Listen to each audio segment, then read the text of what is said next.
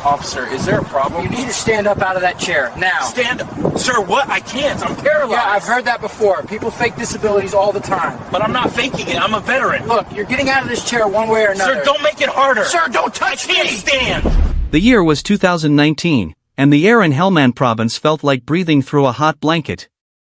Staff Sergeant Alistair Vance led his squad down a dusty road, his eyes scanning for anything that looked out of place. He was an 18-year Army veteran, a man who had survived 4 combat tours already. Behind him walked Specialist Rodriguez, a young soldier who talked constantly about his family back home. Suddenly, the world slowed down. Vance's eyes caught a tiny change in the dirt, a hidden pressure plate for an IED. Rodriguez was mid-step, his boot descending right toward the trigger. In that split second, Vance didn't think about his own safety. He only thought about the boy who had a whole life ahead of him. Vance lunged forward with everything he had, throwing his body over Rodriguez to shield him. The explosion was a wall of white heat and sound that tore through the quiet morning. The blast killed 2 other soldiers instantly, but Rodriguez was pinned under Vance, alive and unhurt. When the dust settled, Vance couldn't feel his lower body. The blast had severed his spine at the T10 level, a permanent injury that changed his life forever. He had traded his legs to make sure a young soldier could go home to his family. He spent the next 14 months at Walter Reed National Military Medical Center. There, he underwent 14 different surgeries to put metal hardware into his back to stabilize what was left of his spine. Every day was a battle. He had to learn how to move from a bed to a wheelchair and how to navigate a world that wasn't built for him. By the time he was medically retired in 2021, he had earned the Purple Heart and a Bronze Star with Valor. He carried those honors with quiet pride, but the real cost was hidden under his clothes. His legs, once strong enough to carry a heavy ruck for miles, began to waste away from lack of use. The muscle atrophy was deep and obvious, leaving his limbs thin and still. To Vance, his wheelchair wasn't a sign of weakness, it was a mobile throne earned on a battlefield in a war most people had already forgotten. He had paid the ultimate price for a brother in arms, never realizing that one day, a man in a police uniform would look at that sacrifice and call it a lie. Alistair Vance's living room felt like a small museum of honor. On the wall hung a wooden shadow box. Inside, the glass reflected his medals, the Bronze Star for bravery and the Purple Heart that felt heavier than the gold it was made of. To his kids, Marcus and Mia, these weren't just pieces of metal, they were symbols of why their dad sat in a chair instead of running with them in the park. At home, Alistair was just Dad. He was the man who had spent 14 months at Walter Reed learning how to reach the high shelves and how to move from his bed to his chair without falling. But when he crossed the threshold of his home, the world saw him differently. On this Saturday, he headed to the Kroger on Preston Road to pick up snacks and milk. He moved through the aisles with the practiced efficiency of a soldier. He used a grabber tool to reach the top shelves and balanced bags on the back of his motorized chair. Even though he was focused on his list, he could feel the eyes on him. Some people looked away quickly, embarrassed to see a man who couldn't walk. Others, like Eleanor Sterling sitting in her Lexus outside, looked at him with suspicion. She didn't see a ranger who had served 5 tours in Iraq and Afghanistan. She didn't see the scars on his back or the hardware holding his spine together. Instead, she saw a black man in a nice van with a handicap placard, and it bothered her. To her, Alistair looked too strong and too young to be truly broken. She believed the handicap spots belonged to people like her, not people like him. As Alistair finished loading his groceries near his van, Eleanor picked up her phone. She dialed 911 and told the dispatcher that a man was pretending to be disabled. She claimed he had probably stolen the wheelchair and was using a fake permit. Alistair didn't know that 43 seconds of a woman's certain and offended voice were about to bring his world crashing down. He was just a father trying to get home for his daughter's soccer game, unaware that his medals and his truth were about to be called a lie. Officer Silas Thorne was not a man of peace. During his 6 years on the Plano Police Department, he had built a reputation that was hidden deep inside his personnel file. While the public saw a man in a uniform, his file held 14 different complaints from citizens who felt his anger was out of control. These complaints told a scary story of a man who liked to use his power to bully people he didn't like. Thorne had a specific habit of picking on people with disabilities. In 2021, he had accused a man with cerebral palsy of faking his condition during a simple traffic stop. A year later, he had forced a woman with MS to get out of her mobility scooter just to prove to him that she couldn't walk. He even detained a veteran with prosthetic legs because he thought the metal limbs looked suspicious. Most of these complaints were dismissed because other officers didn't want to speak up, but the pattern was there for anyone who looked. On his private phone, Thorne belonged to online groups where people mocked the disabled. He sent text messages to his friends calling himself a wheelchair inspector. He truly believed that many people were just fakers looking for free parking or sympathy. Just 3 days before he met Alistair Vance, he sent a text saying he had caught another faker with a stolen placard. When the call from Eleanor Sterling came across his radio at 2:21 p.m., Thorne didn't see it as a request for help. He saw it as a game. He headed toward the Kroger parking lot with a wait-forward posture, already deciding that the man in the chair was a liar. He didn't care about the truth or the law, he only cared about winning the confrontation. As his patrol car pulled into the lot at 2:23 p.m., he was already preparing to treat a hero like a criminal. Officer Silas Thorne stepped out of his patrol car with his hand resting on his belt. He walked straight toward Alistair Vance, who was finishing up with his grocery bags. Thorne did not say hello or ask a single question. Instead, he stood over Alistair and commanded him to stand up out of the chair immediately. Alistair looked up with a face full of confusion and disbelief. He calmly told the officer that he was paralyzed and could not stand. Thorne's face was hard and full of doubt. He told Alistair that he had heard that story before and that people fake being disabled all the time. Alistair tried to remain calm, using the discipline he had learned in the Rangers. He pointed to his legs, which were thin and still beneath his joggers. The muscle wasting was so clear that anyone looking closely could see he hadn't walked in years. "Look at my legs," Alistair said. "My spine was severed at T10. I spent 14 months at Walter Reed." Alistair reached for his wallet and pulled out his military ID and his VA disability card. These cards were official documents from the government that proved he was 100% disabled because of his service. He even showed the purple heart pin on his gray hoodie, explaining it was given to him for his injury in combat. But Thorne wouldn't even look at the papers. He claimed that anyone could buy those things online to get free parking. Thorne's partner, Officer Mendez, stood nearby and felt that something was wrong. She whispered to Thorne that they should just check the man's documents. She noticed that Alistair's legs hadn't moved a single inch since they arrived. But Thorne told her to stay out of it. He was certain Alistair was a faker. He grabbed the armrest of the wheelchair and gave Alistair one last warning to get up or be pulled out. Alistair warned him that he was physically unable to stand and that moving him would cause an injury, but Thorne's mind was already made up. The air in the parking lot felt thick with tension as a crowd of shoppers began to gather. Officer Thorne's hand tightened on the armrest of the wheelchair, his face red with anger.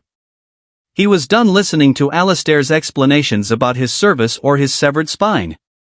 "You're coming out of that chair," Thorne growled, his voice loud enough for the bystanders to hear. Alistair looked directly into the lens of the officer's body camera and stated clearly that he was a paralyzed veteran and that any attempt to move him would cause him physical harm. Without another word, Thorne reached down and grabbed Alistair's arm with a violent jerk. He yanked with all his strength, pulling Alistair's torso forward and sideways. Because Alistair's legs were dead weight, they couldn't move to catch his balance or support him. Alistair was launched out of his medical device and slammed hard against the hot, black asphalt. The sound of the impact was sickening. Alistair's grocery bags scattered everywhere, sending bread, milk, and his kids' snacks rolling across the handicapped parking space. His purple heart pin, which had been fastened so proudly to his chest, snapped off and bounced across the pavement until it came to a stop a few feet away. Alistair lay face down, his breath knocked out of him, while his legs remained twisted in unnatural angles that proved he had no control over them. Instead of helping, Thorne stood over the fallen hero and told him to quit playing and get up. "I can't," Alistair gasped, his voice tight with pain as the heat from the Texas sun soaked into his skin. People in the parking lot began to scream in horror. Bystanders pulled out their phones, recording the sight of a man in a police uniform standing over a paralyzed veteran who was helpless on the ground. It was the moment Thorne's career ended and the moment Alistair's fight for justice truly began. Horrified screams filled the Kroger parking lot as bystanders watched Alistair hit the ground. Officer Mendez rushed forward immediately, her body camera capturing the terrible sight of Alistair's twisted legs. "Tyler, stop. Look at his legs," she shouted at Thorne. She knelt on the hot asphalt, using her own body to create shade for Alistair while she checked his medical alert bracelet. She quickly called for an ambulance, reporting a possible spinal injury. While Thorne stood frozen in silence, the people in the parking lot did not stay quiet. Dozens of people held up their phones, recording every second of the aftermath. They weren't just watching, they were witnessing a crime. A nurse who worked across the street ran over and told Thorne that she could see the muscle atrophy in Alistair's legs from a distance. She explained that such a condition was impossible to fake. An older man named Harold Washington, wearing a Vietnam veteran cap, pushed through the crowd. He knelt beside Alistair and took his hand. "I got you, brother," Harold whispered, his voice cracking with emotion. He found the purple heart pin lying on the pavement and held it tightly. He stayed there, a soldier from an old war protecting a soldier from a new one, until the sirens of the ambulance grew loud. When the paramedics arrived, they used a backboard to move Alistair with great care. They recognized the clinical way he described his T10 injury and the hardware in his back.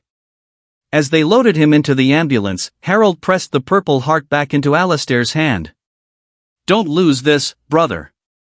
You earned it," Harold said. Alistair closed his eyes as the doors shut, leaving behind an empty wheelchair and a parking lot full of people who would never forget what they had seen. Alistair was rushed to Medical City Plano, where a team of doctors waited for him. Because he had 14 previous surgeries, the doctors were very worried that the fall had broken the metal hardware holding his spine together. They performed several scans to look at his T10 injury and the T8 through T12 hardware. While Alistair lay in the hospital bed, he worried about his family and missing his daughter's soccer game.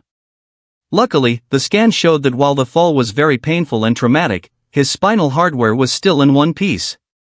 Back at the grocery store, the police department was starting to realize how bad the situation was. Lieutenant Catherine Ross arrived and saw the empty wheelchair and the groceries still scattered on the ground. She watched the crowd of people who were still filming with their phones. When she saw that Officer Thorne had ignored Alistair's military ID and disability cards, she knew Thorne had broken the law. She ordered Thorne to hand over his badge and his gun right there in the parking lot. While Alistair's wife, Janelle, rushed to the hospital in tears, the police began to look deep into Thorne's past. They found that he had a long history of being mean to disabled people. This time, the department could not hide his mistakes. The bodycam footage from Officer Mendez and the videos from the bystanders were already spreading across the internet. Millions of people were seeing the truth: a hero had been treated like a criminal, and the police department was finally going to hold Thorne accountable. The federal courtroom in Dallas was packed with people. Many were veterans wearing their unit caps and jackets, standing in silence to support one of their own. Alistair Vance sat in the front in his army dress uniform. Across his chest, his medals caught the light, the Bronze Star with Valor and the Purple Heart he had fought so hard to protect. He looked at Silas Thorne, who was no longer wearing a police uniform. Alistair took the stand and told the jury about that day in 2019. He described the dusty road in Afghanistan and the moment he saw the IED pressure plate. He explained how he threw his body over a younger soldier to save a life, even though it meant he would never walk again. "Nothing prepared me for lying helpless on that asphalt while a police officer accused me of pretending," Alistair said quietly. Then, Sergeant Rodriguez took the stand. He was the man Alistair had saved. He broke down in tears as he told the jury that he was only alive because of Alistair's sacrifice. He couldn't understand how someone could treat a hero like a criminal for just shopping at a grocery store. A doctor from Walter Reed also testified, showing the jury that Alistair's injuries were real and that faking such deep muscle atrophy was impossible. The prosecutor played the bodycam footage one last time. The jury watched Thorne ignore the VA card and the military ID. They watched him pull Alistair from the chair and saw the purple heartpin bounce away on the ground. Thorne's lawyers tried to say he was just doing his job, but the evidence showed a different story. It showed a man who didn't want to know the truth because he had already decided to be a bully. The jury did not need long to make their decision.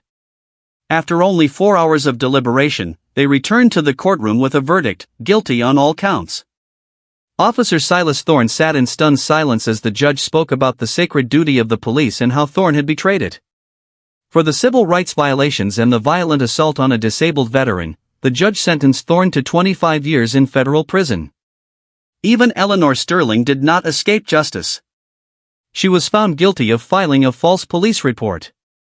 Her 43 seconds of prejudice had not only ruined a man's afternoon but had also exposed her own character to the entire country. Alistair Vance returned to his home in Plano, finally feeling like he could breathe again. His mailbox was overflowing with thousands of letters from people all over the world. Many were from other veterans who thanked him for standing up for their dignity. One afternoon, Harold Washington, the Vietnam veteran from the parking lot, came to visit. He sat with Alistair on the porch, and they talked about their service and the brothers they had lost. Alistair looked at his shadow box on the wall. The Purple Heart was back in its place, shining under the light. He knew that his body would never be the same, but his spirit was unbroken. He had fought a war in a distant land, and then he had fought a different kind of war in a grocery store parking lot. Both times, he had won. As he watched his children play in the yard, Alistair Vance finally found the peace he had earned. He was no longer just a man in a chair to the world, he was a hero whose truth had been heard by everyone.